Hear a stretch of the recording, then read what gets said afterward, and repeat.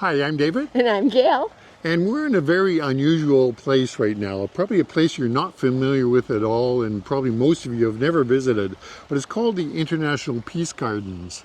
And it's quite unique in that, well, where Gail is standing, she's on the Canadian side of the park. And where I'm standing, I'm on the United States of America side of the park. The boundary lies right between the two of us. Sure, this is a kind of linear park that straddles the two countries. On one side we have Manitoba, on the other side we have North Dakota. And it was a vision of friendship and solidarity that dates back to 1932 when this park was created, in part as a make-work project for both of the countries. In addition to that history, the park has a very personal history for us as well, in that this is the place where Gail and I got married back in 1991. So this is now 2025, and 2 weeks from now will be the anniversary of our wedding. So we've come here just to, I guess, to reacquaint ourselves with the park, and also to acquaint you with the park as well. So you'll maybe take the an additional trip when you're traveling in Western United States or Western Canada, maybe to come here and explore this park as well, because it is a truly unique space. And it really is a place of hope and optimism. Yeah, so let's get on with the tour. Sounds good.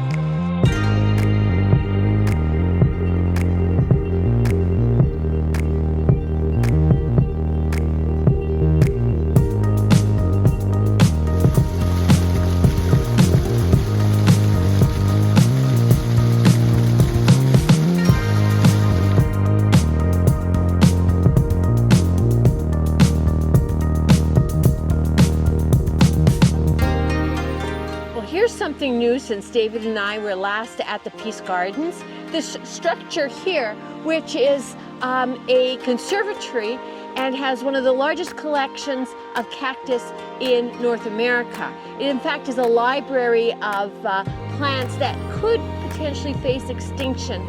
So a very important contribution, and in keeping with this whole concept of, borders and divisions in nature. It's adjacent to the actual formal gardens, and it was built around 2009, so it's been a while since David and I have been here. So I'm really curious, so let's take a look.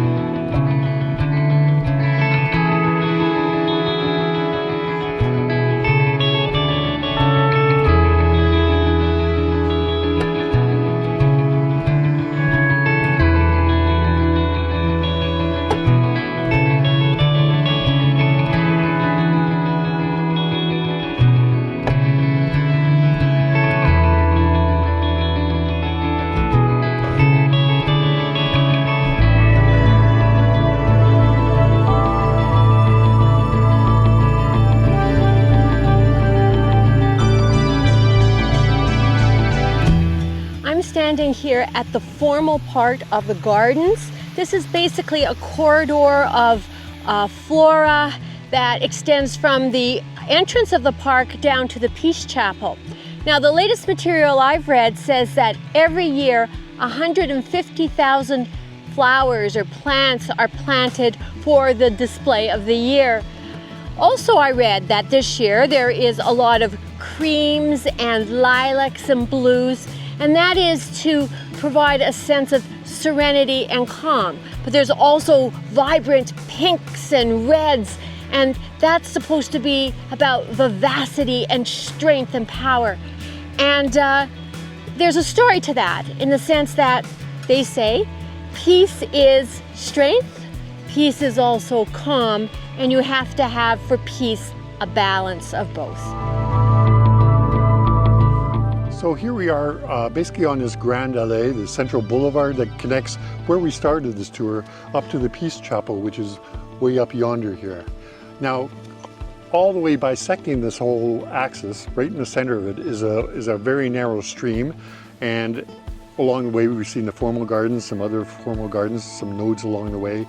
And then on both sides of that are two paths. So there's one path over here that's on the Canadian side, and there's another path over here on the American side. We're going to head up the American side here because we're going to show you something special.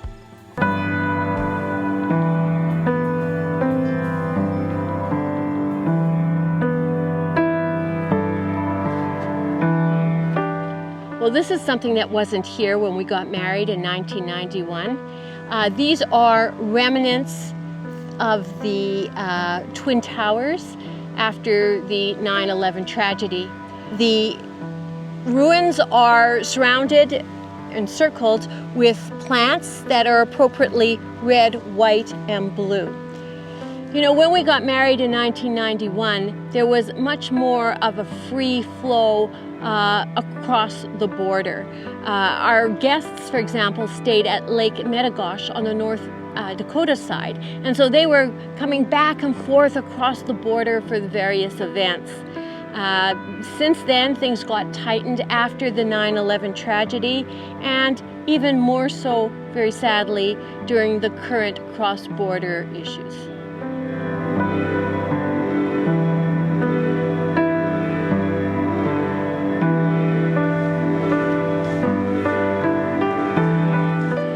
Behind me is the carillon.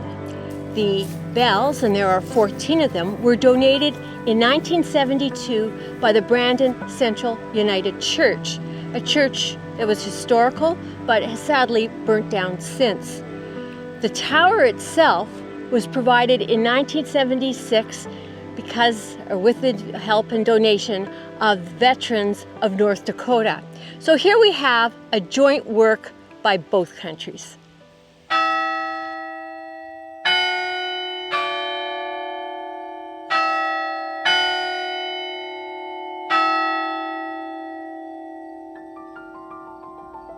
Another change since our wedding is the demolition of two majestic concrete towers that used to be right close to the Peace Chapel.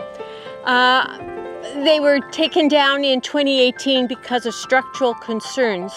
There may be a replacement tower in the future, but we really haven't heard anything more about that. When we got married in 1991, David and I walked ceremoniously with our little black toy poodle, Tarquin, to the Peace Chapel to be greeted by our guests sitting on either the American or the Canadian side of the room.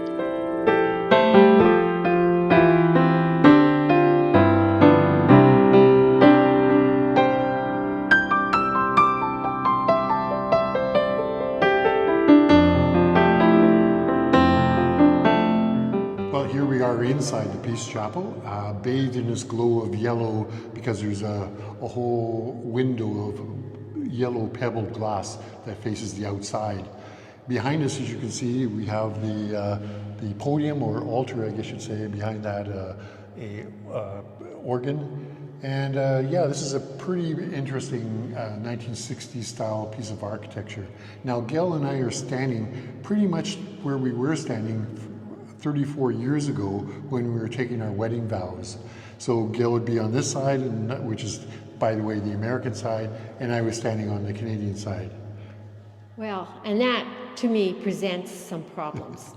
My concern was if we stood symmetrically and the border went between us, and we had a minister, it was a non-denominational chapel, by the way, but a minister who officiated, he was really, as a Manitoban, talking to only a person on the Manitoba side. He had absolutely no jurisdiction outside of Manitoba. And so, well, David hates me saying this, but really, are we married? I would say after 34 years, we're definitely married.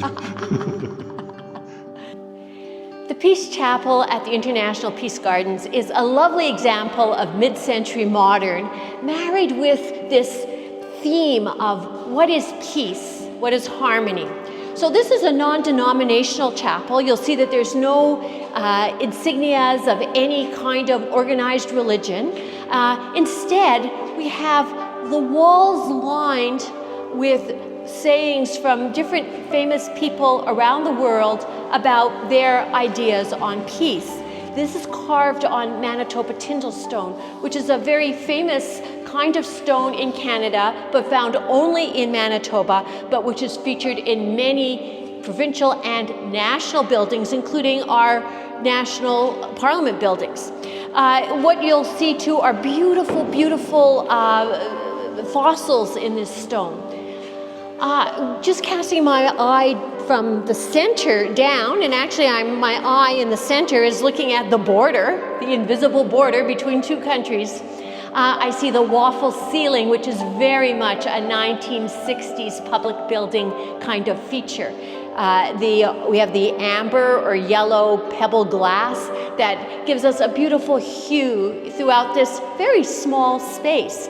But you know, these lovely sayings are lit by indirect lighting, by clerestory windows that go around the building. So I have, in fact, a very favorite saying, and of course it has to be one at the very end of the room, or maybe it's at the very beginning of the room when you walk in. But I think it really is a good one for David and me, and it says, "Don't walk ahead of me, I may not follow. Don't walk behind me, I may not lead. Walk beside me and just be my friend." And that's from the French philosopher Camus.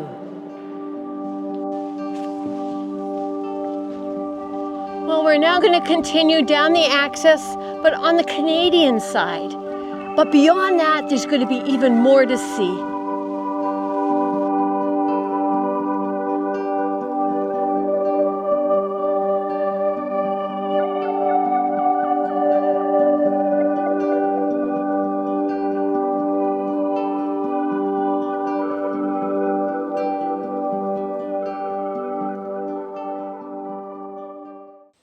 David and I are on the American side of the park. We are outside the historic lodge, which is the oldest building in the park, built in 1937 by the Civilian Conservation Corps. But even better than that history is the history of that we have with this building.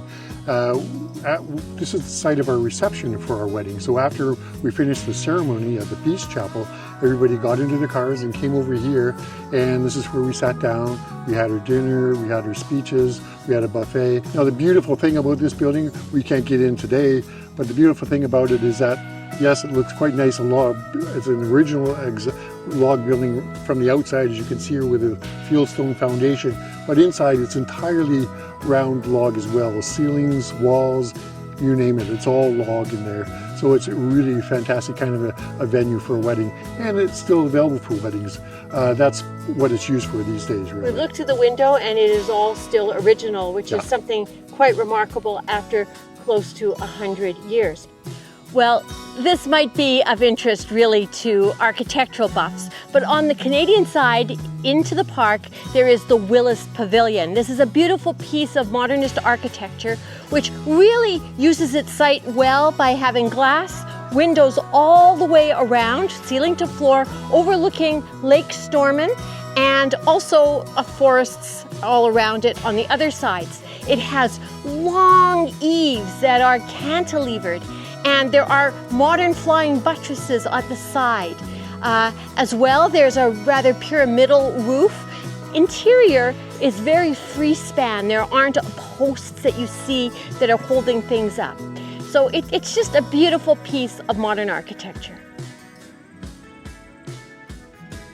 We hope you enjoyed this tour of the International Peace Gardens between Manitoba and North Dakota.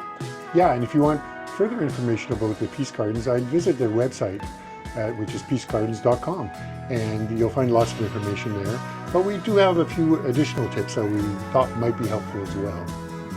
Rest assured that you can use either Canadian or American funds for purchases in the park. So, for example, if you're paying cash, there's actually at a desk a Canadian till and an American till.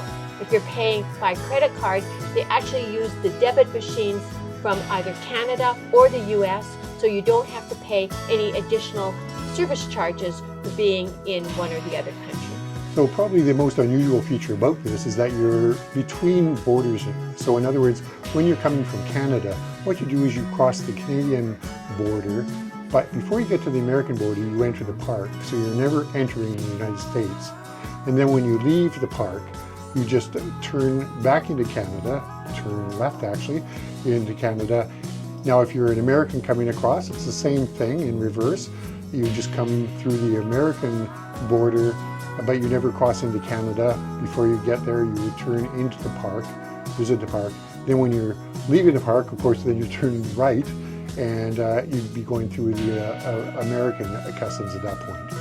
And at the time of making this video in August of 2025, there was one restaurant in the park on the American side in the conservatory, and we'd certainly recommend it. There were wonderful burgers and fries there. Because you're right at the border between the United States and Canada, check your phones when you get to the park, because you might end up being charged for roaming charges because your phone thinks that you're in the United States or vice versa. So double check that, and you might want to consider putting your phone on airplane mode. Thanks for watching this video. If you liked it, please do press the like button. And if you haven't subscribed, please don't hesitate to be a subscriber. It's very helpful to us. And as always, we really appreciate your comments.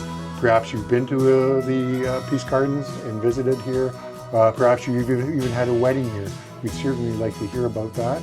And also, have you experienced any other parks that have this unique nature where they're spanning the border between the United States and Canada?